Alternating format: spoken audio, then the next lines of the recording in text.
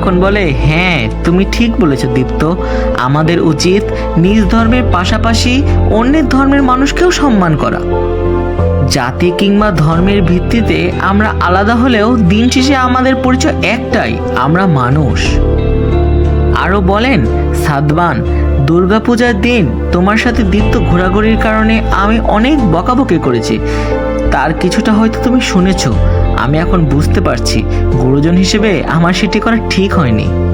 সাদমান তখন বলল, কাকু সত্যি বলতে আমি কিছু মনে করিনি সেদিন, তবে আপনি দীপ্তকে আর আমার সাথে মিশতে বাধা দিবেন না জেনে খুবই আনন্দ হচ্ছে।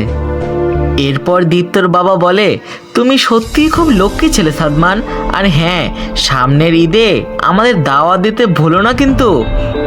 এরপর সাদমান বলে, অবশ্যই কাকু, আপনাদের সকলের আগাম দাওয়াত রইল।